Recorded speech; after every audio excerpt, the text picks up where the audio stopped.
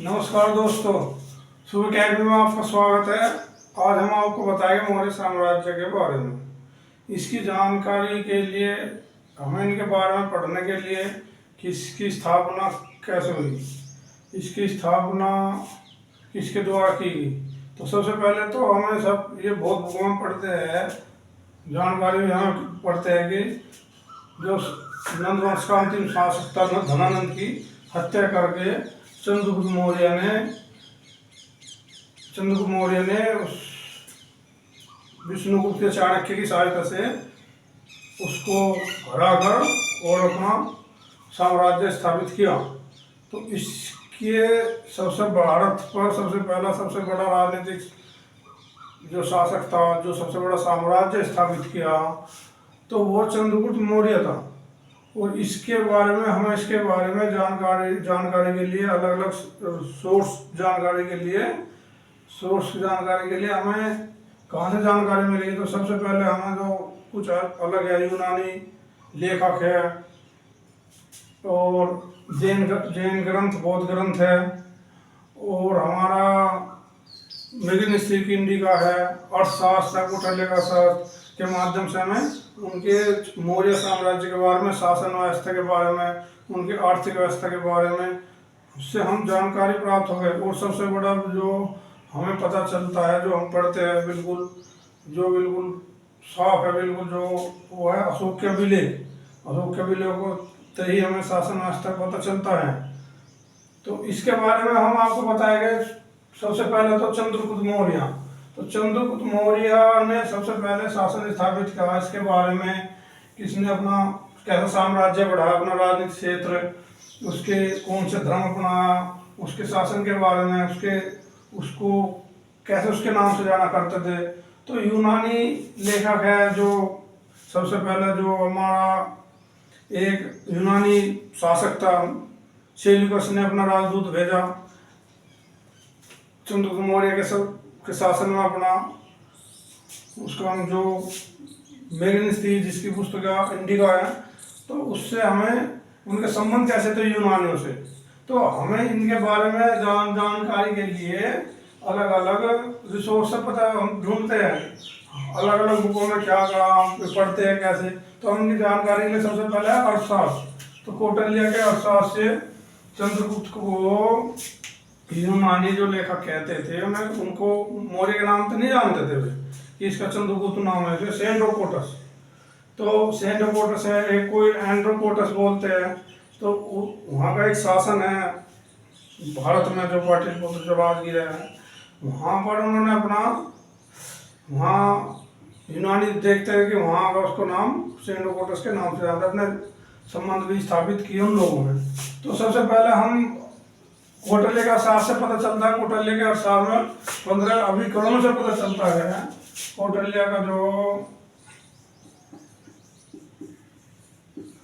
कौटिल्य के जो अर्थशास्त्र है,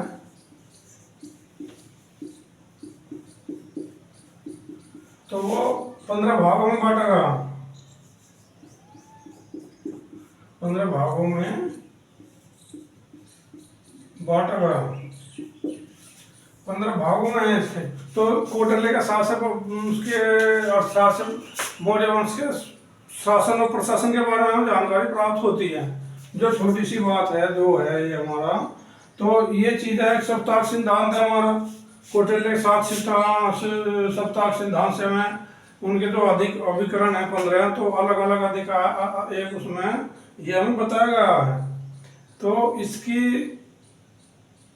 जानकारी हमें इसके पढ़ने के लिए, तो और सबसे बड़ी बात है उनके शासक वर्ग कैसा था।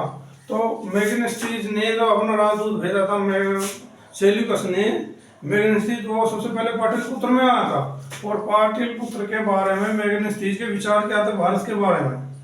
मेगनिस्टीज ने, एक था मेगनिस्टीज,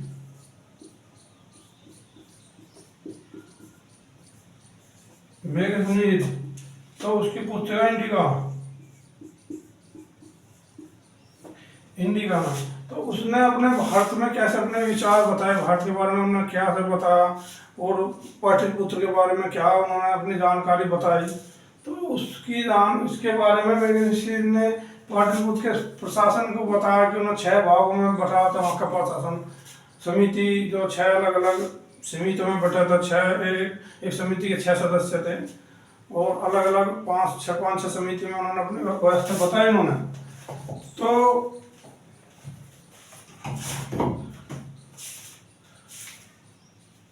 इसकी जानकारी के लिए तो उन्होंने बताया अपना कि वहाँ पर भारत में दास प्रथा नहीं थी। भारत में सबसे पहले जो उन्होंने बताया कि कौटिल्य ने तो 9 प्रकार के बताए, भारत में दास व्यवस्था नहीं थी। उन्होंने 9 प्रकार के अपने अलग अलग चीजें बताई। और उसके बारे में हमें और जानकारी के लिए जो कौटिल्य ने क्या क्या विचार थे, कौटिल्य के क्या विचार थे और अर्थशास्त्र और इंडिका में। तो इंडिका में तो बताया गया है कि वहाँ की दास प्रथा थी, दास प्रथा नहीं थी उसमें। और शूद्रों के बारे में बताया उन्होंने, बताया जो उसके बारे में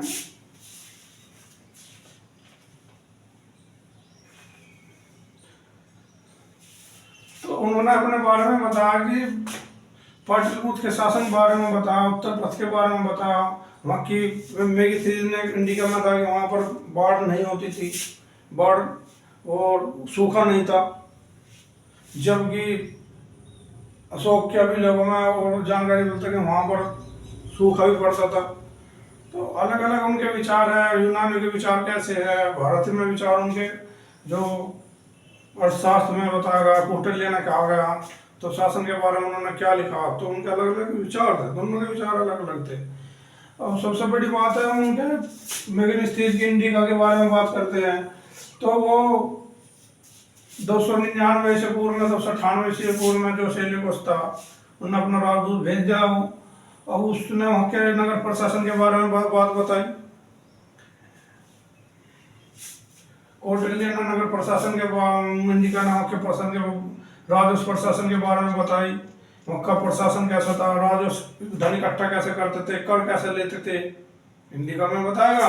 तो सबसे पहले जो ये चीज है तो उसमें तो ये बताया गया है कि इंडिका में तो बताया गया कि 1/6 था और कौटिल्य ने बताया 1/4। तो उसने अपना 1/4 जो बताया उनका था कर इतना और उसका था कर इतना। और उसके प्रशासन के बारे में बताया, अलग अलग इनके विचार थे। तो अब हम बात इंडिका की करते हैं। तो इंडिका की पुस्तक थी, उसमें बताया कि उनका नगर प्रशासन उत्तर पथ में कि एक उसका रोड का भी जिक्र करा, जो शेष ससूरी का भी शासन ग्रेट ट्रक रोड था वो। तो मेघनाथ उसके विषय में जानकारी बताई। तो उसके अलग अलग विचार थे और उनमें कितना फर्क था। और उनका जो एग्रोस्टोनाई वहाँ का जो अधिकारी था पाटलिपुत्र के बारे में बहुत कुछ दायरा बढ़ा के बताया, उनके बारे में हर चीज जानकारी दी। तो सबसे बड़ी बात उन्होंने बताया कि वहाँ का जो इंडिका का था, जो पाटलिपुत्र का प्रशासन था, एग्रोस्टोमाई था, एग्रोस्टोमाई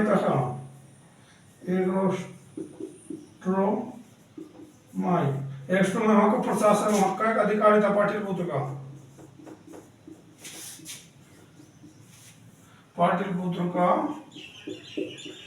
शासक था, वहाँ का एक शासक था। और इनके अंदर 6 मक्का जो प्रशासन था पाटलिपुत्र 6 समिति में अलग अलग बैठ जाता। अब बात करते हैं उनके वितरण भ्रमक, उनका अलग अलग सोच। इंडिका तो कहता है कि वहां पर कोई भी बाढ़ नहीं और सूखा नहीं था, जबकि इंडिका में बताया गया कि वहाँ जो अभिलेख में अशोक के 100 अभिलेख है गोरखपुर में, वो एक अभिलेख हो रहा है, वहाँ पर उन्होंने बताया कि वहाँ पर उनको छूट देती थी, वहाँ को अनाज पहुँचा देते जब वहाँ सूखा आता था। तो ऐसे ही उसमें मैं उसने बताया, इंडिका में बताया गया कि वहाँ पर मेगास्थनीज की पुस्तक में बताया गया कि वहाँ पर 10 प्रथा नहीं थी, जबकि 9 अलग अलग जाति थी। ये थे हमारे किसान थे, और जो लेखक थे, और किसान और प्रशासन, सैनिक, तो ऐसे ही 9 जाति बताई मेगास्थनीज ने। और कौटिल्य ने 4 प्रकार के जातिवाद बताई थी कि वहाँ ब्राह्मण, क्षत्रिय, वैश्य, शूद्र थे। और सबसे पहले हमें जानकारी कौटिल्य के साथ में शूद्र की जानकारी हमें प्राप्त होती है। तो और भी हमारे लोग लेखन कला में जो सबसे पहले हमें चंद्रगुप्त मौर्य के बारे में कि हम ज़्यादा बात करते हैं, तो उन्होंने वहाँ पर अपना जैन धर्म भी अपनाया था। जैन धर्म में ज़्यादा सब वे अंतिम समय में श्रवणबेल बोल कर चले गए थे कर्नाटक में, अंतिम छोड़ गए। तो इसके बारे में फिर महत्वपूर्ण विदेशी लेखक भी हैं, और विदेशी लेखक हमारे जो यूनानी विदेशी लेखक हैं, तो विदेशी यूनानी लेखकों से हमें पता चलता है। स्ट्रोनो एक होता है हमारा स्ट्रोबो, हेरोडोटस। तो स्ट्रोनो आया हमारा 64 ईस्वी पूर्व में। तो हेरोडोटस आया,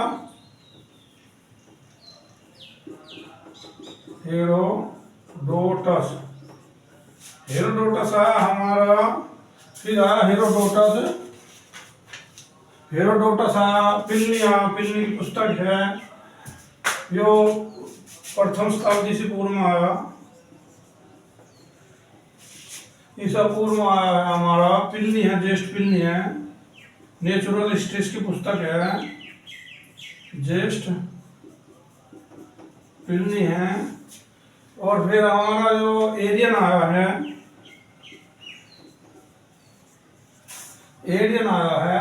फिर प्लूटोक आया है, प्लूटाक आया है। तो प्लूटाक आया है, ये आए हैं। तो इनकी जो प्रथम शताब्दी में आए,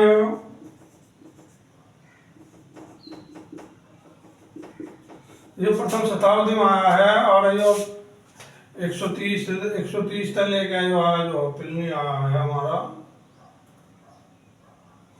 जो ऐसे आया, इनके तो अलग अलग आए, उसमें आए। जस्टिन आया हमारा, फिर जस्टिन द्वितीय शताब्दी में आया,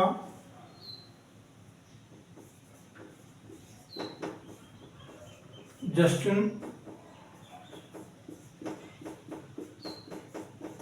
द्वितीय शताब्दी ईस्वी पूर्व में आया। तो इसकी इन्होंने सारे राइटरों ने स्ट्रोबो, हेरोडोटस आया, प्लिनी आया, तो एरियन आया, प्लूटोक आया, जस्टिन आया, इन्होंने सारे भारत तो कभी आए नहीं, लेकिन उन्होंने अपने कुछ इंडिका से, कुछ वाक्य जानकारी से अपने इतिहास के बारे में, भारत के बारे में बताया। भारत में ऐसी स्थिति, भारत में मौर्य शासन में ऐसी चीज थी, इन्होंने ऐसा काम किया था। वहाँ के प्रशासन के बारे में, राजनीतिक के बारे में, वहाँ के भौगोलिक क्षेत्र के बारे में, तो इनके माध्यम से हमें हर चीज जानकारी मिलती है। Pliny, Strabo, Herodotus, Pliny, Arrian, Pluto, Justin, इन्होंने प्लूटो ने तो बताया कि चंद्रगुप्त मौर्य अपनी 6 लाख सेना लेकर और वहाँ पर आक्रमण किया नंदवंश धनानंद के शासन में। तो इनके बारे में फिर सबसे बड़ा इनकी जानकारी आ कि इन्होंने अपना 6 लाख सेना लेकर, हाथी घोड़े लेकर और नंदवंश पर आक्रमण किया था। तो इनके ये सब अलग अलग इनकी राय है, अलग अलग चीज बताते हैं। अब बात करते हैं रुद्रदामन का जूनागढ़ अभिलेख। रुद्रदामन का जूनागढ़ अभिलेख, रुद्रदामन का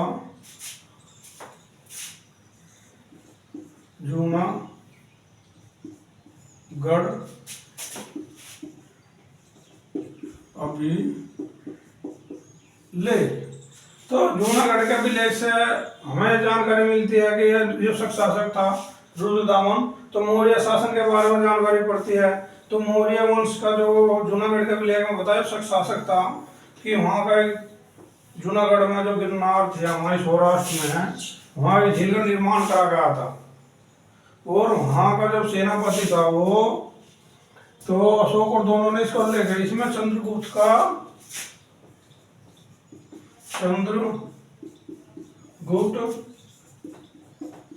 और अशोक, जिसमें दोनों का नाम बताया, दोनों का नाम का उल्लेख है। इसमें बताया कि जब चंद्रगुप्त मौर्य था, मक्का अभिलेख में सौराष्ट्र में सुदर्शन झील का निर्माण कर रहा था। सौराष्ट्र में सुदर्शन झील का निर्माण कर रहा था। सौराष्ट्र में सुदर्शन झील का निर्माण करा गया था। तो उसमें वहां का शासक था जब उस समय पुष्यगुप्त और फिर तुषार। तो वहां का पुनर्निर्माण कराया था। वहां का पुष्यगुप्त था, वहां का जो पुष्यगुप्त था, चंद्रगुप्त मौर्य में था पुष्यगुप्त, ये हो गया तुषार और ये हो गया पुष्यगुप्त, और यहाँ का होगा तुषार।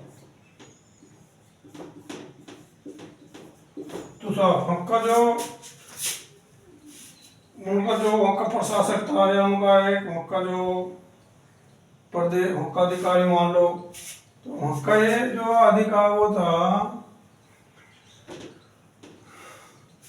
तुषार, और वहाँ का राज्यपाल मान लो, वहाँ का राज्यपाल पुष्यगुप्त था और वहाँ का अशोक के शासन तुषार था।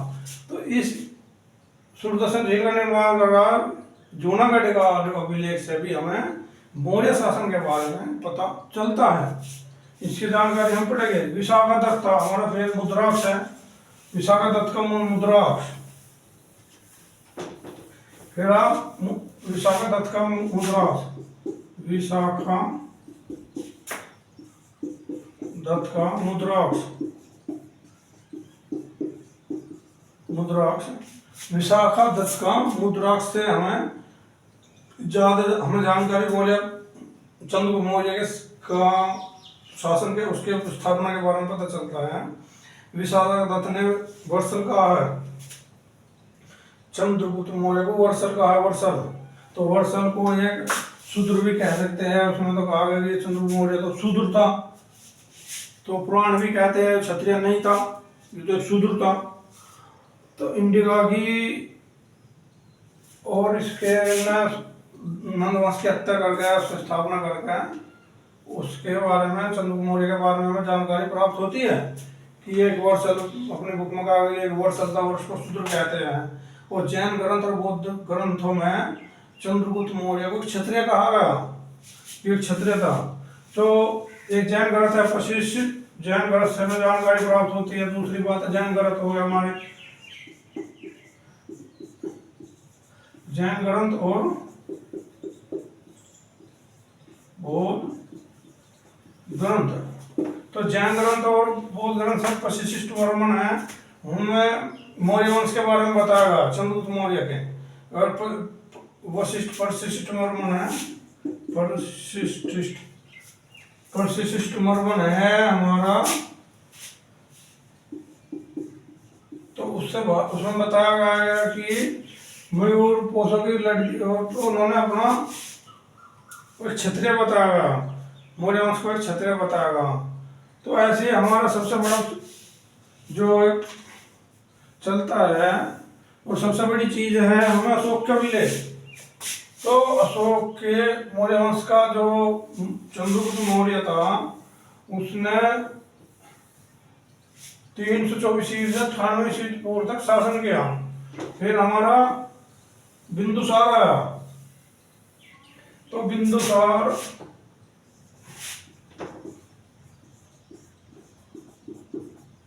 बिंदुसार इसका पुत्र था, चंद्रगुप्त मौर्य का। इसका शासन था 298 ईस्वी से 273 ईस्वी तक।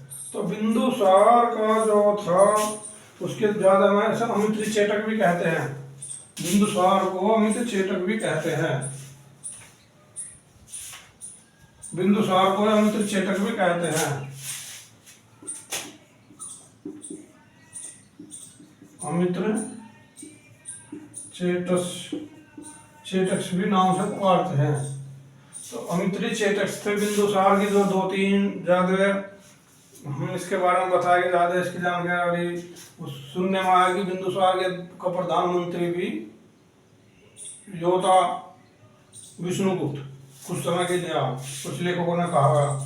तो उसने अपने संबंध बनाए, अपने अच्छे संबंध स्थापित की थी यूनानियों से। तो यूनानियों से भी अपने संबंध स्थापित करे, यूनानियों से भी। और यूनानी शासक था, एक तो आया था मिस्र का, एक आया था सीरिया का। तो सबसे बड़ी चीज है उन्होंने अपना जो सबने अपना उसका राजदूत आया था, मिस्र के शासक था, एक मिस्र का शासक था, मिस्र का शासक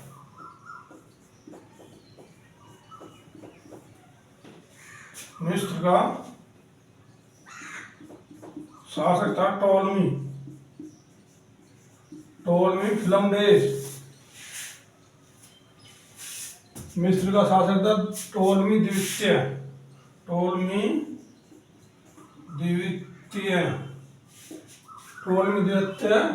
फिलमडेस।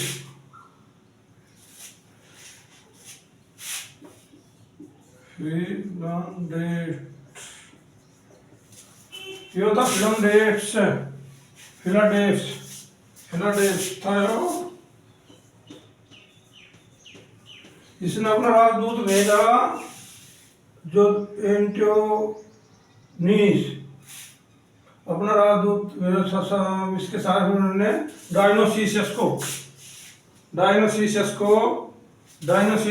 बिंदुसार के दरबार में शासक आया था।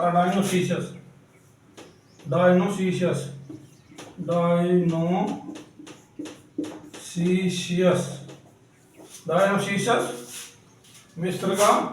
और फिर एक आया शासक था सीरिया के शासक था, एक आया सीरिया का शासक।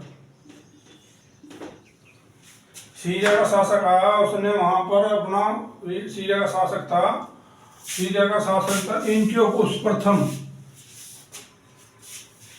तो सीरिया का शासक था एंटियोकस।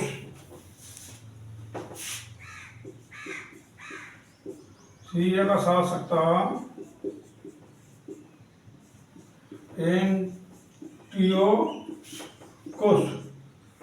एंटियोकस था। और उसने अपना बिंदुसार के दरबार में भेजा था अपना राजदूत। बिंदुसार के दरबार में उनका जो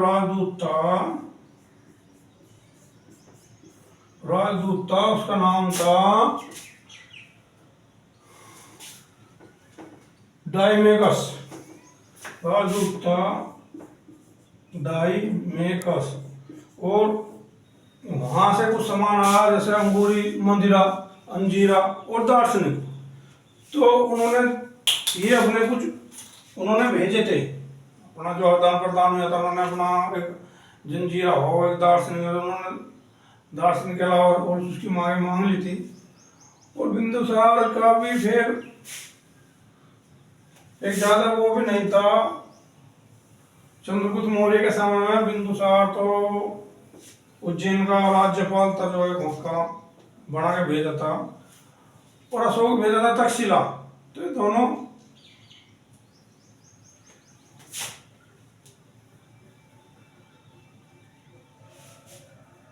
अब आया हमारा अशोक का शासनकाल, अशोक के बारे में। और अशोक का शासनकाल के बारे में हमें सबसे पहले पता चलेगा अशोक के अभिलेख। सबसे पहले बात करेंगे हम अशोक के अभिलेख।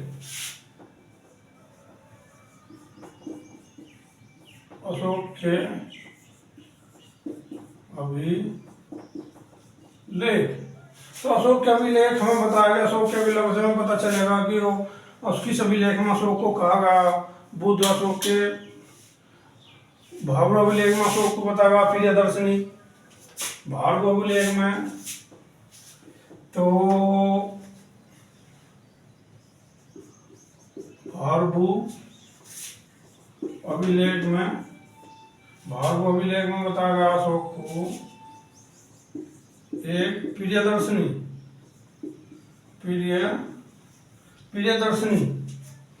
तो प्रियदर्शनी और मास प्रियदर्शनी कहा देवाना पीरियड प्रियदर्शनी, और देवाना पीरियड के नाम से कहा जाते थे। और मास की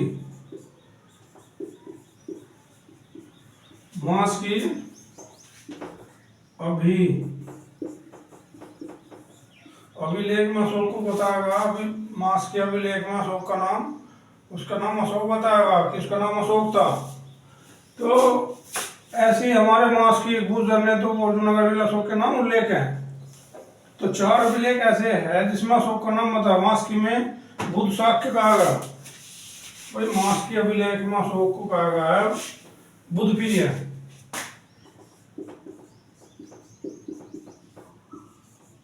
मास के अभिलेख में अशोक को बुद्ध पीरियड। और 4 अभिलेख है, गुर्जर अभिलेख है, गुर्जर अभिलेख, और हमारा मास की गुर्जर नेतुर, तो नेतुर है, गुर्जर है, नेतुर है, मास की है। तो उनमें 4 ऐसे अभिलेख है जिसमें उसको नाम अशोक कहा गया कि अशोक है। और जूनागढ़ के अभिलेख में भी उसका नाम अशोक बताया गया। तो अभिलेखों से हमें पता चलता है कि इस अभिलेख में अशोक किसका नाम क्या है और के नहीं है। और अशोक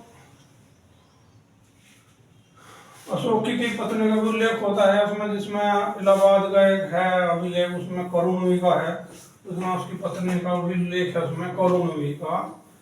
तो राज्य से अब अशोक का राज्य अभिषेक हुआ था 373 ईस्वी पूर्व में, उसका राज्य से 273 ईस्वी पूर्व में हुआ था। 237 ईस्वी पूर्व तक किया।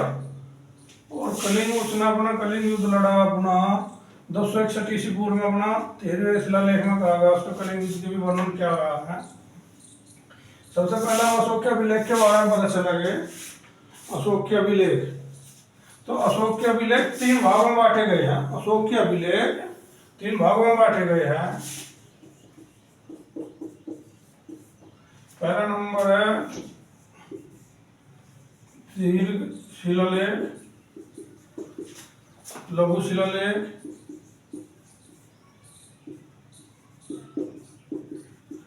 दीर्घ शिलालेख और लघु शिलालेख, स्तंभ लेख, लघु स्तंभ लेख और दीर्घ स्तंभ लेख और गुहा लेख।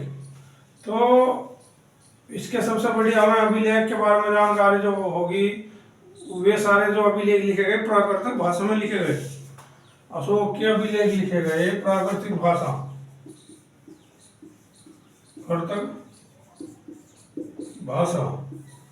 और उसकी भाषा जो है प्राकृतिक भाषा, वो लिपि अलग अलग लिखी गई। जैसे ब्रह्मा लिपि अलग अलग थी, ब्राह्मा लिपि, ब्राह्मण लिपि और खरोष्टी लिपि, ब्राह्मण लिपि, खरोष्टी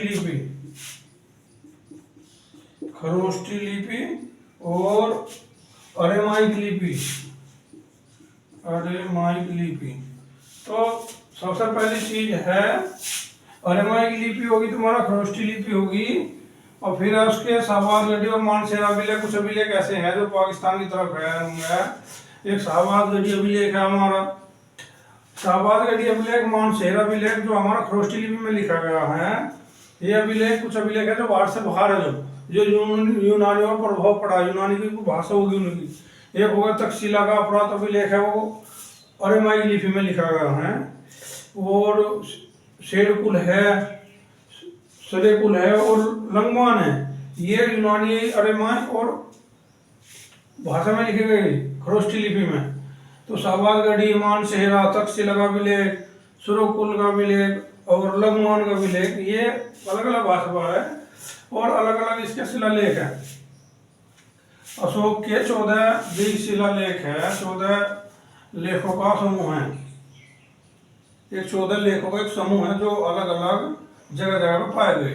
जैसे शाहबाजगढ़ी पाकिस्तान में हो गया आपका, या आपका मानसेहरा पाकिस्तान में हो गया, और कालसी हो गया उत्तराखंड में हो गया आपका, और हमारा गिरनार हो गया काठीवाड़ा में, जूनागढ़ में हो गया। और दूसरा है हमारा धौली, जोगढ़ उड़ीसा में है, जोगढ़ उड़ीसा में है। एर्नाकुड़ी हो गया आपका, और आपका सोपरा महाराष्ट्र में हो गया। एर्नाकुड़ी आंध्र प्रदेश में, कन्नौज जिले में पड़ता है। तो ऐसी इसके दीर्घ शिलालेख है। तो इसके बारे में हमें, और प्रथम इन लेखों में जो बताएगा, हर लेख है 14 लेख में लिखा हुआ, किसी में कहा कि कोई जीव हत्या के बारे में कहा कि सब अपने नैतिक मूल्य बताए गए, नैतिक विचार, नैतिक के बारे में बता, लोगों के समाज के बारे में बताया, कि अपने शासन के बारे में बताया कि ये हमारे नियम है, हम इन नियमों का पालन करेंगे। नैतिक नियम बताए गए, इसमें बहुत ऐसे अभिलेख है, अगले वीडियो में बताएंगे। अगले वीडियो में इसके बारे में बताएंगे अलग अलग क्या विचार है क्या नहीं है। तो फिर है लघु शिलालेख। तो ऐसी 14 शिलालेखों में 14 लेखों का 14 समूह है। लघु शिलालेख है, रूपनाथ हो गया मध्य प्रदेश में हो गया, गुर्जरा हो गया मध्य प्रदेश में हो गया, सहसाराम हो गया बिहार में, भारभू राजस्थान में, तो मास्की कर्नाटक में हो गया, ब्रह्मगिरी मैसूर में हो गया, सिद्धपुर कर्नाटक में हो गया, जटिंगनेश्वर हो गया वो कर्नाटक में हो गया, एर्नाकुड़ी आंध्र प्रदेश में हो गया, पालीकुड़ी गोविंद सोमरो वेल्लूर। तो ऐसी ऐसी इसके 18 स्तंभ लेख हैं। फिर हमारे स्तंभ लेख, तो भरत स्तंभ लेख दिल्ली का टोबरा हो गया, दिल्ली मेरठ हो गया, स्तंभ लेख है 4। तो इनके बारे में भी अलग अलग चीज बताई गई। दिल्ली टोबरा हो गया, मेरठ तो हो गया, मेरठ टोबरा होगा, दिल्ली में हो गया। तो इसके बारे में हमें अलग अलग इसकी जो जानकारी है, लघु स्तंभ लेख है, तो इनके बारे में सारी चीजें तो इनकी हर चीज की है। और लघु स्तंभ लेख हमारे जो सबसे जो मेन पॉइंट है लघु स्तंभ लेख, लघु स्तंभ, हमारे लघु स्तंभ लेख है हमारा। एक हो गया लघु सांची का लघु स्तंभ लेख, एक सांची हो गया, सांची का लघु स्तंभ लेख। एक हो गया सारनाथ का लघु स्तंभ लेख, सारनाथ का स्तंभ लेख। सारनाथ का हो गया, कौशाम्बी का हो गया,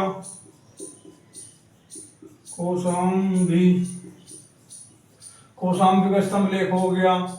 और रुमुदोई हो गया, रुमुदोई।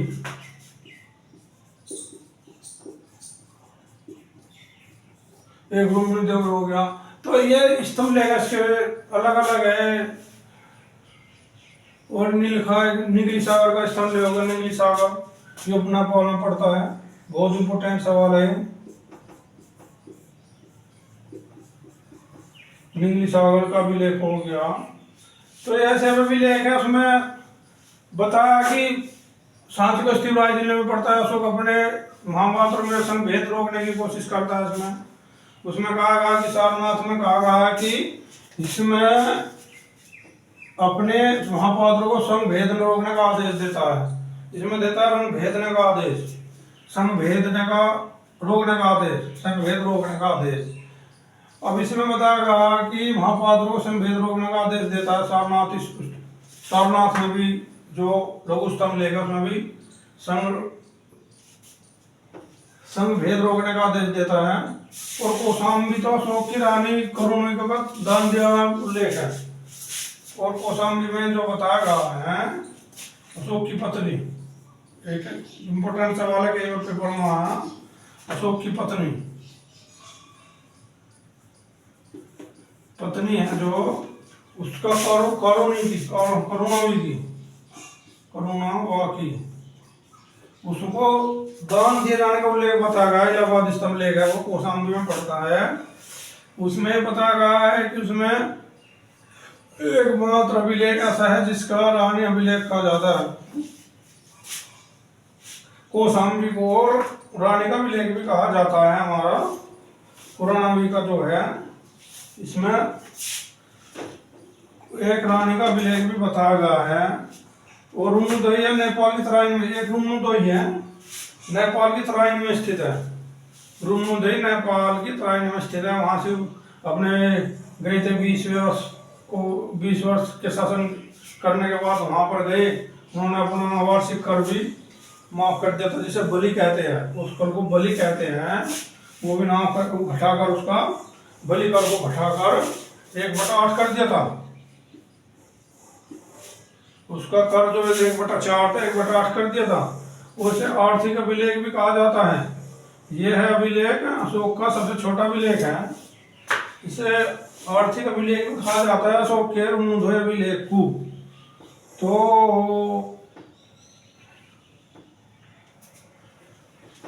और ये दो अभिलेख ऐसे हो गए, लघु स्तंभ लेख और तुम्हारा सांची का लघु स्तंभ लेख, जो रायसेन जिले में, मध्य प्रदेश के रायसेन जिले में पड़ता है। सारनाथ लघु स्तंभ उत्तर प्रदेश के वाराणसी जिले में पड़ता है। लघु जो हो गया लघु सांची का लघु स्तंभ मध्य प्रदेश में पड़ता है और उत्तर प्रदेश में पड़ता है हमारा सारनाथ का अभिलेख। इसमें दोनों अभिलेख में बताया गया है कि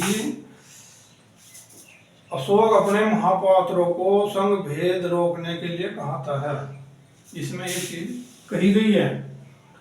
और चीज फिर है हमारा, इसमें कहा से निगली अभिलेख, निगली सागर स्तंभ लेख नेपाल की तराई में स्थित है। निगली स्तंभ लेख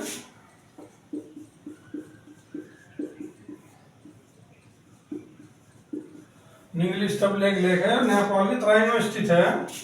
तो इसमें जो बताया गया उसका बताया गया कि तराई में से अभिलेख में अशोक अपने राज्य अभिषेक के 12 वर्ष में जाता है। जो 12वें वर्ष में नेपाल जाता है, निगली अभिलेख में जाता है। निगली अभिलेख नेपाल में जाता है और वहां पर नीली सागर में और शाक्य मुनि था। वहाँ का जो शाक्य मुनि था, वहाँ के मुनि के स्तूप का संवर्धन किया। वहाँ के कनक मुनि थे, वहाँ के स्तूप का निर्माण किया गया। और वहाँ पर बुद्ध के बारे में बताया गया कि वो अशोक का अपना बुद्ध था। तो मौर्य काल के अभिलेख है कि कुछ हो गया हमारा, इसके बारे में महास्थान अभिलेख हो गया, सोहगौड़ अभिलेख हो गया। तो मौर्य काल के अन्य अभिलेख भी है। सोहगौड़ अभिलेख जो वहाँ के बाढ़ के बारे में बता, वहाँ सूखे के बारे में बताता है। सोहगौड़ अभिलेख हो गया हमारा गोरखपुर जिले में स्थित है। और ये प्रथम ऐसा अभिलेख है जहाँ पर अकाल के समय में राज्य द्वारा सहायता की गई थी। और आपका दूसरा अभिलेख एक हो गया आपका लंपक अभिलेख हो गया, जो काबुल के में अभिलेख में पड़ता है, आधुनिक लघुमान काबुल में पड़ता है ये। और एक अभिलेख आपका हो गया पानगौड़िया गुहा लेख है, यह मध्य प्रदेश में पड़ता है। और दूसरा हो गया सोहगौड़ा और महास्थान, यह पश्चिम बंगाल जिले में पड़ता है। मौर्य काल में महास्थान को पुंडू नगर क्षेत्र कहला जाता है। और क्षेत्र में और सहायता, ये दो अभिलेख ऐसे है, महास्थान अभिलेख और सोहगौड़ा अभिलेख, जहाँ पर अकाल पड़ा था सूखा, और वहाँ पर उन्होंने अपने राज्य से की तरफ से अपनी व्यवस्था उन्होंने लागू की थी। और सबसे बड़ी बात है अशोक के लोगों की खोज करना। तो इन अभिलेखों की खोज अलग अलग कॉम्पिटिटिव एग्जाम में आते हैं, बहुत आते हैं। किस अभिलेख की खोज किसे राइटर ने करी, तो बहुत लोग होते हैं, जैसे कैप्टन पेलियर ने करी, दिल्ली पोर्ट रखी, हेरिस्टीन ने करी, या टी.एस. भट्ट ने करी इलाहाबाद स्तंभ लेख की, या फिर आपका हो गया रुन्नुदई फिरर ने करी, नील सागर के फिरर ने करी। तो ये ऐसे कॉम्पिटिटिव एग्जाम में आ जाते हैं, अपने कंपटीशन जो एग्जाम है कंपटीशन में टीजीटी पीजीटी में भी क्वेश्चन आता था या आए थे पीछे भी। उन्होंने अपना एक उसके पूछ लिया था कि सभी लेख की खोज किसने, किस राइटर ने करी, किसने करी। तो कुछ भी पूछ लेते हैं कंपटीशन वाले एग्जाम, कुछ एग्जाम में कुछ भी आ जाता है, कुछ किसी का कुछ नहीं पता। तो उनके शासन के बारे में अगले डिटेल अगले वीडियो में बताया गया है कि हर चीज का आया, शोक का धर्म में परिवर्तन हो गया। अब आ गया धर्म प्रचार के बारे में भी, अशोक का धर्म प्रचार। तो अशोक के धर्म प्रचार, अशोक ने अपने धर्म प्रचार के लिए अशोक ने अपना धर्म प्रचार किया। तो इसलिए अपना धर्म प्रचार के लिए अशोक का धर्म प्रचार के लिए उसने अपने राज्याभिषेक 14 महापात्रों की नियुक्ति करी। अशोक ने अपने राज्याभिषेक के 14 वर्ष बाद महापात्रों की नियुक्ति करी, जिसे धर्म की व्याख्या करना, धर्म अपना नैतिक धर्म होता है जो, उसके बारे में, और एक अधिकारी की भी नियुक्ति की। उस महापात्र में अधिकारी उल्लेख 5वें विलेख में, शिलालेख में है। और उसका नाम तो राजजोगु परदेशी का, राजजोगु और परदेशी का अधिकारी को भेजे अपने 5वें वर्ष में। राजजोगु महापात्र के नियम करना, उनके नियम लागू करना, उनके नियमों पर चलना, अपने नियम बताए थे नैतिक नियम। तब मैं ये नियम लागू अपने नियम में अपने जीवन में उतारने हैं, अपने नैतिक नियम होते हैं, नैतिक विचार। तो ये चीज उनको लागू करवाने के लिए ना युक्त किया शिलालेख में। राजजुके को परदेशी को अधिकारी के नाम से बुलाया था। राजजुके न्याय की अधिकारी भी होता था अशोक के शासनकाल में, और राजजुके महापात्र की भी नियुक्ति करता था। तो ऐसे धर्म प्रचार के लिए अशोक ने अलग अलग देशों में, अपने अलग अलग क्षेत्र में अपने वे भी भेजे, अपने जो उनके अलग अलग थे, जैसे अपने व्यक्ति भेजे, अपने लड़का भेजा, अलग अलग लोगों भेजता था। तो सब धर्म प्रचार, धर्म एक महेंद्र संमित्रा तो वहाँ गई थी श्रीलंका धर्म प्रचार के लिए। तो ऐसी महारक्षित यूनान देश गया, धर्म रक्षित महाराष्ट्र गया, महादेव महिमंडल गया, धर्म रक्षित अपरांत गया। तो ये अलग अलग स्वर्ण देश गया, सोना उतरा स्वर्ण देश गए थे। तो ये धर्म प्रचारक थे हमारे, ये हमारे धर्म प्रचारक थे, अलग अलग क्षेत्र में अशोक ने भेजे। तो महादेवा था, धर्म रक्षित था, सबसे ज्यादा संमित्रा, वो तो श्रीलंका गए थे। तो अब मौर्यकालीन संस्कृति आती है, मौर्यकालीन जो ना धर्म प्रचार के लिए अशोक ने अपना धर्म प्रचार बढ़ाने के लिए अलग अलग उसमें भेजे थे। और एक अगले कंपटीशन में हम आपको जो एक अलग वीडियो बनाए गए, उसमें बताया गया अशोक के नियम 14 जो अपने नियम बनाए थे अशोक ने, वे हम अगले वीडियो में बनाया गया। अब उसके बारे में थोड़ा सा मौर्यकालीन संस्कृति के बारे में बता दें, मौर्य केंद्र प्रशासन के बारे में बता दें। उनका केंद्रीय प्रशासन क्या था, प्रधानमंत्री, पुरोहित है। तो उनका जो प्रशासन के बारे में बता दें, मौर्यकालीन संस्कृति, मौर्यकालीन संस्कृति। तो अशोक की मौर्यकालीन संस्कृति थी। तो जूनागढ़ के विलेख से पता चलता है, वहां पर उसके प्रशासनिक के बारे में पता चलता है। इंडिया के विषय में उनकी जो मौर्यकालीन संस्कृति के बारे में पता चलता है। इंडिया के बारे में, इंडिया जो में किस चीज की इंडिया थी उस टाइम पता चलता है कि वहाँ की शासन व्यवस्था कैसी थी। जूनागढ़ का विलेख से भी पता चलता है, और अर्थशास्त्र के कौटिल्य से भी पता चलता है वहाँ की उनकी प्रशासन की व्यवस्था कैसी थी। अशोक के विलेख से पता चलता है। तो वहाँ का केंद्रीय प्रशासन था अशोक का। तो अशोक का केंद्रीय प्रशासन था, मंत्री परिषद थी, उनकी खुद का एक शासन था। अशोक का केंद्र में साम्राज्य तो 4-5 प्रांतों में बटा हुआ था।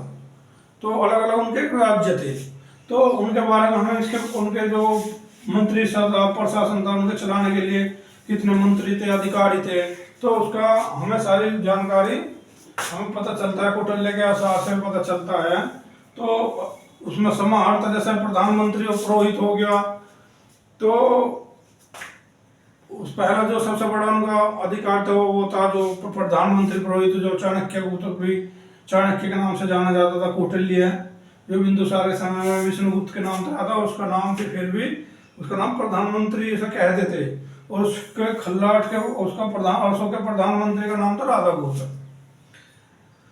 तो उनके समाहर्ता जैसे उनके अधिकारी थे, अलग अलग मंत्री थे, अधिकारियों के नाम है। जैसे सबसे बड़ा जो उनका जो मंत्री रहे थे, सबसे बड़ा अधिकारी, और सबसे पहला नाम था क्या, समाहर्ता। राजस्व विभाग का जो मंत्री थे उनके नाम थे। संनिधाता राज्य कोष अध्यक्ष था। और समाहर्ता था, राजस्व विभाग का प्रणाली था। और ऐसी ऐसी 18 प्रदेश तथा फौजदारी था, कंटक शोधक न्यायालय का न्यायाधीश था। जो प्रदेश था तो फौजदारी कंटक शोधक भी बोलते हैं। नायक था, युवराज तो राज्य का अधिकारी होता था। तो दंडपाल सेना का अधिकारी होता था। देवरी का तो ऐसे ऐसी है 18 है। 18 तीर्थ बोल लेते, 18 तीर्थ का अधिकारी। और इनके फिर अध्यक्ष होते थे, जैसे पन्या अध्यक्ष हो गया, वाणिज्य का अध्यक्ष हो गया, सुराध्यक्ष आबकारी विभाग हो गया, सोनाध्यक्ष भूषण खाने का अध्यक्ष हो गया, गणिकाध्यक्ष गणिकाओं का अध्यक्ष हो गया, शीताध्यक्ष हो गया, राजकीय कोष का अध्यक्ष हो गया, करा का अध्यक्ष हो गया, खान का अध्यक्ष हो गया, कृपा अध्यक्ष हो गया, ऐसी मुद्रा अध्यक्ष हो गया, तो पतन अध्यक्ष हो गया। तो ऐसी है 26 है, उसमें आपके 26 अध्यक्ष है। तो प्रांत शासन के बारे में जो जानकारी मिलेगी, केंद्र जो है प्रांतों में बटा था। जो हमारा केंद्र था वो प्रांतों में बटा गया था। तो प्रांत हमारे 6 थे, 5 प्रांतों में बटा था। आज कंपटीशन में आगे हमें बोला जाएगा अशोक का प्रशासन, अशोक का शासनकाल का मौर्य शासन कितने प्रांतों में बटा था, 5 प्रांतों में बटा था वो। 5 प्रांत कौन कौन से थे हमारा, हो गया एक हो गया उत्तर पथ की राजधानी थी तक्षशिला। और दक्षिणी पथ की राजधानी स्वर्णगिरी। और अवंती राष्ट्र हो गया, उज्जैनी हो गया, प्रासी हो गया, पाटलिपुत्र हो गया, कलिंग हो गया, तोसली हो गया। तो ऐसी ऐसी इनकी 5 प्रांतों की अलग अलग राजधानी थी। और हमारा जो केंद्र प्रांत और मंडल तो वो अलग अलग बटा था केंद्र से प्रांत। तो सबसे बड़ी चीज है हो गया केंद्र, प्रांत, मंडल। और मंडल के बाद में आ गया हमारा आहार विषय, मंडल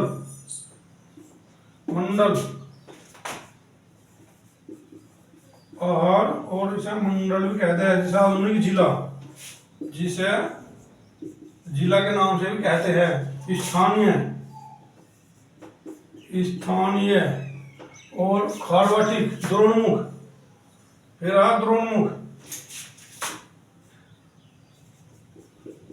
द्रोणमुख फिर आया हमारा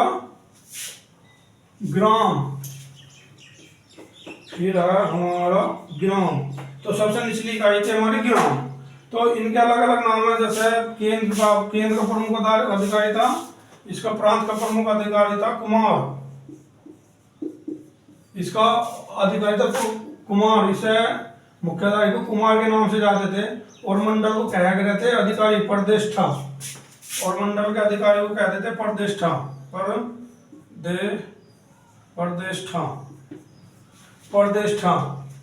और हमारा जो कहते थे प्रतिष्ठा कहते थे, और कहते थे आहार। जिला कहते थे विषयपति, जिले को कहते थे, मंडल को कहते थे विषयपति। उनका अधिकारी होता विषयपति। और विषयपति था द्रोणमुख था। यो स्थानीय 800 गांवों का था, स्थानीय 800 गांवों था। और द्रोणमुख हो गया 400 गांवों का, 400 ग्रामों का। और हमारा खारविट हो गया 200 गांवों का, खारविट। द्रोणमुख से खारविट हो गया 200 गांवों का। और हमारा हो गया ग्राम और संग्रहण हो गया 10 गांवों का, जिसका गोप कहते थे संग्रहण। खारविट संग्रहण ये हो गया तुम्हारा खारविट। ये हो गया 200 गांवों का। और हमारा संग्रहण हो गया आपका 10 गांवों का। और फिर ग्राम। तो अशोक का शासन हमारा बटा रहा था अलग अलग शासन में, प्रांतों में, फिर मंडल में, फिर हार को जिले का अधिकारी होता है विषयपति, फिर स्थानीय, फिर द्रोणमुख से फिर हमारा खारवेटिक और फिर संग्रहण, और संग्रहण के अधिकारियों के हाथ होता है गोप और फिर होता है ग्राम। तो जैसा हमारा आज वर्तमान में केंद्र सरकार में बटाया, केंद्र सरकार होगी भारत, फिर राज्य सरकार होगी अलग अलग, फिर मंडल होगी अलग अलग, फिर जिले होंगे, जिलों के स्तर पर फिर तहसील होगी, तहसील फिर ग्राम होगी।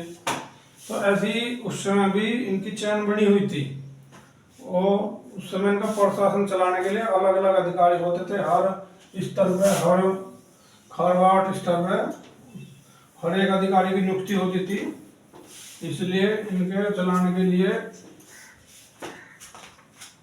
और हमारा इस अगले हर अधिकारी की अपनी अपनी एक मंडल पालक होती थी, विषयपति पालक होती थी मंडल, संग्रहण पालक होती थी, स्थानीय का अधिकारी होता अलग, द्रोणमुख का अधिकारी अलग होते थे, खारवेटिक 200 ग्रामों का समूह था एक, संग्रहण 10 गांवों का एक समूह था। तो नगर प्रशासन के बारे में, और अपना नगर प्रशासन के बारे में आप बताओगे अब।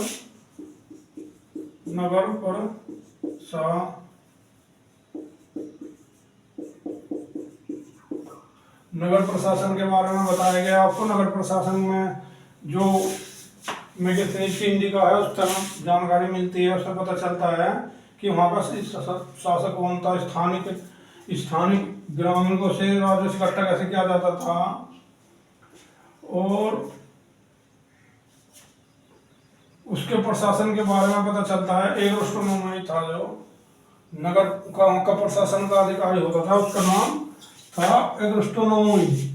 एस्ट्रोनोमी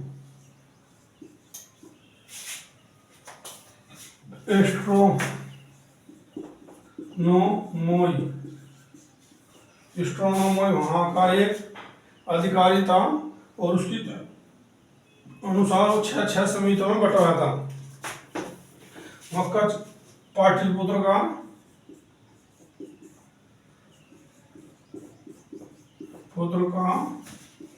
शासन 6 समिति में बटा हुआ था। तो वहाँ का शासन 6 समितियों में बटा हुआ था। उस टाइम मुख्य प्रशासन के बारे में चलता, समिति के बारे में चलता, उनके अलग अलग देखभाल थी, अलग अलग वो चीज़ था। तो उस चीज़ के लिए हमें उनके जो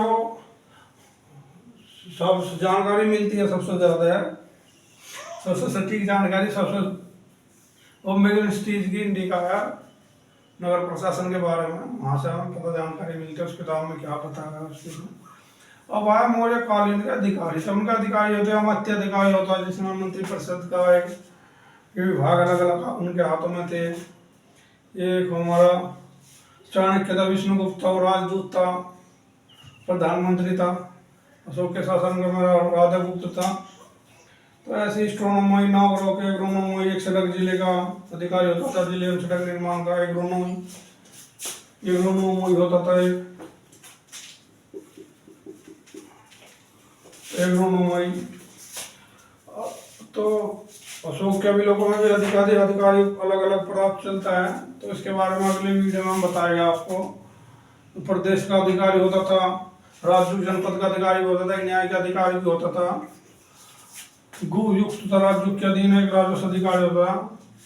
राज्यों के धन इकट्ठा करते थे तो युक्त बोलते हैं, उसका अधिकारी होता था। प्रादेशिक तरह बोलते हैं, गाँव के तक पहुंचाने के लिए अधिकारी होते थे। राज्य की बात पहुंचाने के लिए प्रदेश होता है। तो अलग अलग इनके अधिकारी भी नियुक्त होते थे। अधिकारियों के नाम थे राज्य, परदेशी का, युक्त, प्रतिवेदक। तो ऐसे इनके अधिकारी भी अलग अलग नियुक्त होते थे। तो प्रशासन चलाने के, न्याय को प्रशासन चलाने के लिए भी अब न्याय प्रशासन था उनका। तो न्याय प्रशासन भी 2 तरह का था।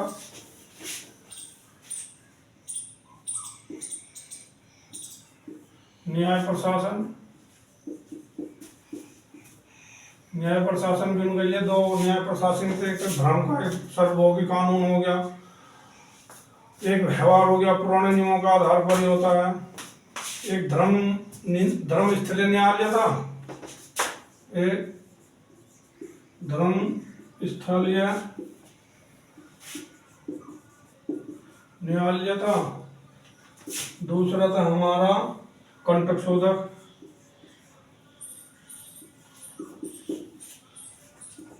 कंटक शोधन। तो ये होता है कि दीवानी मामले में स्थानीय न्यायालय था। तो स्थानीय जो दीवानी मामलों की देखभाल करता था, दीवानी न्याय के बारे में बात करता था। ये कंटक शोधक था, राज्य और व्यक्ति के बारे में, व्यक्ति के बीच की समझौता इनके मामले देखता था, व्यक्ति के और राज्य के। तो दो प्रकार के इनका था, फौजदारी था, दीवानी था। इनका जो प्रदेष्टा था, जो कंटक शोधक का अधिकारी तो प्रदेष्टा बोलते थे, उसे व्यवहारिक न्यायालय भी कहा जाता था, धर्मस्थलीय न्यायालय को। तो इनकी न्याय व्यवस्था भी ऐसी थी, भूमि से प्राप्त होने वाला आय, तो भूमि से प्राप्त कर जो होते थे, भूमि से प्राप्त होने वाली आय तो अलग अलग थी। भूमि से प्राप्त होने वाली आय, भूमि से प्राप्त होने वाली आय, भूमि से उन्हें प्राप्त हुआ आय थे, जैसे बोलते हैं। तो सबसे पहला तो हमारा हो गया एक सीताकर था, सीताकर हो गया हमारा। और हमारा भाग हो गया सीताकर एक राज्य, सीताकर एक हो गया राज्य भूमि पर खेती की जाने वाली। सीताकर बोलते हैं राज्य भूमि में खेती होने वाली, जो राज्य भूमि पर खेती होती थी उसका ऊपर किया जाता था। और भाग स्वतंत्र रूप से जो प्राप्त होता था उसे उसका 1/4 से 1/6 से 1/4 लिया जाता था। मिक्सनीज ने तो कहा था 1/6 और कौटिल्य ने कहा 1/4, अलग अलग कर बताया उन्होंने। और सिंचाई कर की व्यवस्था 1/, और जो जहाँ सरकार सिंचाई की जाती थी वहाँ 1/3 कर लिया जाता था। तो विभिन्न कर उसके पर्णकाल हो गया है। तो मौर्यकालीन विभिन्न प्रकार के कर है, मौर्यकालीन के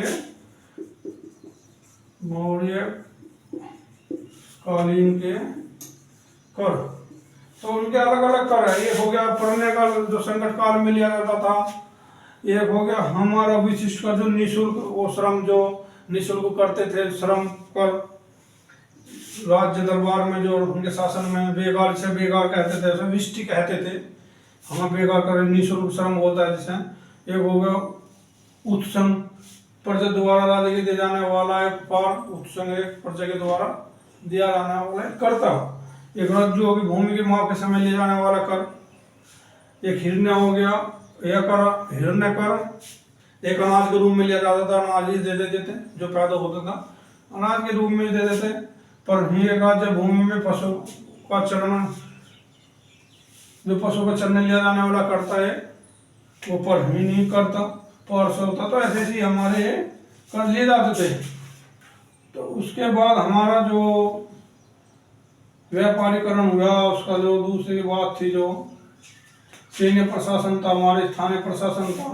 तो हमारा प्लूटूक ने तो चंद्रगुप्त मौर्य को, जो प्लूटूक ने तो 6 लाख सेना को लेकर और उस पर आक्रमण करने के बारे में बता गया। जो हमारा सैन्य प्रशासन था 6 समितियों में बटा हुआ था, वो सैन्य प्रशासन भी हमारा 6 समितियों में बटा हुआ था। तो ऐसी हमारा चलता है, सामाजिक जीवन है। तो दार्शनिक था, किसान थे। तो कौटिल्य ने तो जो हमारा सामाजिक जीवन में 4 दास व्यवस्था, शूद्र व्यवस्था, हमारा वर्ण व्यवस्था तो जाति व्यवस्था में हो गया था। तो 4 प्रकार की जाति थी, ब्राह्मण, क्षत्रिय, वैश्य, शूद्र, ये 4 उस समय बैठे हुए थे। और उसने तो कौटिल्य ने तो हमें 9 प्रकार में बांटा जाते हुए, दार्शनिक था, किसान, अहीर, गवाले, कारीगर, शिल्पी। पहले नंबर पर दार्शनिक आ गया, दूसरे पे किसान आ गया, तीसरे पे गवाले आ गए, अहीर बोलते हैं जिसे, तीसरे पे कारीगर, शिल्पी, चौथे पे कारीगर, 5 पे सैनिक, 6 पे निरीक्षक, 7 पे सभासद। तो ऐसे ही 6-7 ये भागों में बांटे हुए थे। तो ये युद्ध में जीत और दास था। दास में अलग अलग प्रकार के थे। हमारे स्त्रियों की दशा अब ज़्यादा अच्छी नहीं रही थी। तो अगले इसमें हम आपको बताएंगे मौर्य शासन के बारे में। जो मौर्य कला थी हमारी, सीता कर लिया जाता था उस पर अर्थव्यवस्था में। उपवास कर, भूमि ये कर, ऐसे कैसे लिए जाते थे। उद्योग कर के बारे में, सिक्कों के बारे में, मौर्य काल के सिक्के जो हमारे हो गए हैं, हमारे सिक्के जो होते हमारे, तो सिक्के भी अलग अलग थे। जो चांदी का जो पण था वो एक, जो राज की मुद्रा थी, राज किया मुद्रा थी वो पण था। जो राजकीय थी वो मुद्रा पण था। तो उसको, उसकी जो मुद्रा थी वो 1/4 तोले के चांदी के बराबर थे। 3/4, एक पण बराबर 3/4 के बराबर थी। और उसके लिए स्वर्ण सिक्के थे हमारे। तो वो स्वर्ण सिक्के थे, निश्चय स्वर्ण थे, निश्चय थे, चांदी थे। तो सबसे बड़ी थे सोने के सिक्के हमारे वो हो गए, सोने के सिक्के, चांदी के सिक्के, तांबे के सिक्के।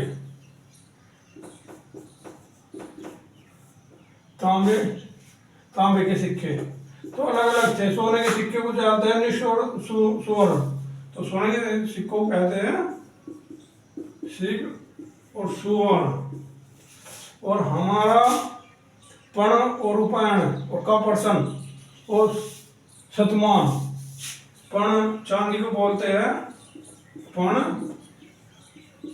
शतमान और रूपयान, कपरसन और कपरसन। इनके नामों को चांदी के सिक्कों को कहते थे शतमान, और मांस और काकनी। और तांबे के सिक्कों को कहते हैं मांस और काकनी। तो ये होता है निश्चित शतमान। तो बोलते थे सोने के सिक्कों को सिक्क, शतमान, और चांदी के सिक्कों को बोलते हैं पण या रूपायण, पण या शतमान। शतमान हो गया, पण हो गया, चांदी के सिक्के थे। और तांबे के सिक्के हो गए मासक और काकनी। तो इनके सिक्कों को हम इनके नाम से जाने जा सकते थे। और ऐसी लोक कला होगी, मौर्य कला होगी, स्तंभ लेख हो गया। तो लोक कला भी हमारे छोटे मार्ग भी थी। जो एक होगी राजकीय लोक कला, एक थी स्थानीय जो लोक कला। राजकीय लोक कला में हो गया लघु स्तंभ लेख। लघु स्तंभ लेख हो गया हमें शिलालेख और सारनाथ का स्तंभ लेख था, सांची का स्तंभ लेख था। तो ऐसे ही हमें इसकी लोक कला है, इसके ज्यादा जान उसके बारे में। सारनाथ का दो, सांची का स्तूप था, राजकीय कला थी ये थी। और छोटे मार्ग तो विच्छी लोग कहते थे, और मध्य मार्ग को राधा और महापथ को बड़े मार्ग। तो मार्ग भी इनके अलग अलग थे। तो इनके बारे में अलग होता। द्वितीय चरण हो गया हमारा, प्रथम चरण था वो रामपुर शिव भी है। तीसरे चरण हो गया रामपुर सांची हो गया। तो ये इनकी लोक कला ही है, जो हमारे जो हम पढ़ते हैं इनके बारे में। सांची का स्तूप, पत्थर की मूर्ति है हमारी, पर हम अलग लोक कला है। अब इसके पतन के बारे में, साम्राज्य के पतन के बारे में, जो साम्राज्य का पतन हुआ मौर्य साम्राज्य का पतन। और पतन भी इसका सबसे अंतिम शासक था वो ब्रह्मदत्ता। कुणाल संप्रीति था जो उसके अशोक का जो 237 ईस्वी के बाद जो पतन होना शुरू हो गया था। तो उसका जो शासन अशोक का पुत्र था कुणाल के बाद आया फिर संप्रीति के बाद आया फिर दशरथ, और दशरथ के बाद आया वरदत्त। फिर वरदत्त एक कमजोर शासक था, उसकी हत्या वंश के शासन ने कर दी थी। तो संप्रीति जैन धर्म को अपना मानता था। और हमारा दशरथ था वो जैन आजीव धर्म का उपासक था। स्थलपति जैन धर्म का उपासक था। तो कमजोर शासन हो गया था। अब ये अलग अलग पतन के कारण अलग अलग राय है इनके बारे में, और अगले वीडियो में बताएंगे, अगले और डिटेल से बताएंगे इनके बारे में, मौर्य काल के बारे में बताएंगे। और ऐसे हम आपको छोटी छोटी चीज के बारे में, बेसिक चीज के बारे में, इसकी जानकारी के बारे में, हर चीज ज्यादा हम किताब पढ़ेंगे या ज्यादा उसमें पढ़ेंगे तो हमारी कुछ समझ में नहीं आएगा। इतना बड़ा दायरा है। बेसिक छोटी छोटी जानकारी, ऑब्जेक्ट जो तथ्यात्मक क्वेश्चन है, विश्लेषण करना है, तो ये साथ साथ चलते हैं दोनों। हम वो जो टीटा क्वेश्चन भी पढ़ते साथ साथ विश्लेषण करेंगे। तो हमें एनसीईआरटी की बुक पढ़नी पड़ेगी। ऑब्जेक्टिव टाइप का तो बहुत बुक आ गया, राइट की बहुत बुक आ गया, पता नहीं कितनी बुक है, पर जो सही बुक है वो एनसीईआरटी की ही बुक है। एनसीईआरटी की बुक पढ़ने के लिए बहुत ही ज़्यादा सिंपल भाषा में सही है। कोई अपनी एक अलग बुक आ जाए वो उसके दोनों को साथ साथ पढ़ेंगे, अपना भी खुद पढ़ना चाहिए, सेल्फ स्टडी होना चाहिए। ज़्यादा किताबों पर ध्यान नहीं देना चाहिए कि ज़्यादा हम जिन आप किताब ला रहे हो वो बुक ले रहे। कोचिंग संस्थान पर भी ज़्यादा ध्यान नहीं दिया जाता है। जिन कोचिंग संस्थान में कुछ नहीं, सब भ्रम पैदा करते हैं, आपको गुमराह करते हैं ये लोग। कोचिंग सेंटर आपको कहीं का नहीं छोड़ते हैं, आप तो आप शोषण करते हैं। लोग पैसा कमाते हैं, आते कुछ और करते कुछ और है। ये फिजिक्स वाला हो गया, खान सर आ गए, सब प्रदूषण है, समाज की गंदगी है। लोग ये तुमसे पैसा तो ले लेके कमा देगा, करते कुछ है नहीं ना। कोई ऐसी किताब, अपने स्कूली शिक्षा पर ध्यान देना चाहिए और स्कूली शिक्षा पर ही अपना ध्यान हो जाता है। वो अपने घर पर ही छोटा सा कोई काम हो, अपना हल्की किताब पढ़ो, अपना रोजमर्रा की जिंदगी है, पढ़ाई करना, काम भी करना, ये शिक्षा है, ये पढ़ाई लिखाई है। थोड़ा घना अपना अपने घर पर ही काम, अपने घर पर ही पढ़ाई करना है। तो अगले वीडियो में हम धीरे धीरे हिस्ट्री बताएंगे, धीरे धीरे हम हर चीज़ की नॉलेज आपको बताएंगे। हिस्ट्री के बारे में हम सिंपल जितने भी साधन तरीके से हम आपको बताएंगे, उसके बारे में हम आपको नॉलेज देंगे। दूसरी एनसीईआरटी की बुक है, मक्खनलाल की है, रामचंद्र शर्मा की है, जो 11th 12th 11th की है, और फिर मीनाक्षी जैन की है, सतीश चंद्रा की है, विपिन चंद्रा की है। तो एनसीईआरटी की कोई भी अपना एक राइटर हो, कोई भी हो, अपना बड़ी बढ़िया बुक से लिया हो। पॉलिटिकल साइंस के बारे में बताया गया। अब अपना खुद की पढ़ाई करना, खुद ही सेल्फ स्टडी करना, कोचिंग सेंटर में कहीं भी मत जाना, ये हमारी राय है। और सबसे खराब स्थिति इन लोगों ने कर रखी है, पैसा का शोषण करते हैं और बड़ी बड़ी वो करते हैं, इन पर कुछ नहीं आता। कितने भी कोचिंग सेंटर है, जीरो है, नथिंग है, बिल्कुल एक अनपढ़ है। खान सर हो गया, तुम्हारा फिजिक्स वाला हो गया, जो ये लाइट में आना चाहते हैं, मीडिया में आना चाहते हैं, जानते कुछ भी नहीं है। न फिजिक्स के बारे में जानते हैं, न मैथ के बारे में जानते हैं, न केमिस्ट्री के बारे में जानते हैं, न हिस्ट्री के बारे में जानते हैं। ये सब एक प्रदूषण, एक माफिया है। इन लोगों को तो काम धंधे पे लगा देना चाहिए था, नहीं तो खत्म कर दो सरकार को भी। तो एक समाज खराब करके गए थे, इस देश की कोचिंग संस्थान बर्बाद करके गए थे, पूरा देश शिक्षा व्यवस्था को खत्म करके गए थे। निचले स्तर को कोई नहीं सुधारता, अपने कॉलेज स्तर भी पढ़ाई होती है, वहाँ से ही अपना जीवन चलता है, वहाँ से ही पढ़ाई करते हैं। आगे कोचिंग सेंटर चल गई, कोचिंग सेंटर हाय हाय पूरे देश में। इन लोगों ने बर्बाद करके गई थी शिक्षा व्यवस्था। ठीक है दोस्तों, धन्यवाद। अगले वीडियो में मिलेगा, हिस्ट्री के बारे में और कुछ बताएंगे। ठीक है, ओके। और अगले वीडियो में हम आपको बताएंगे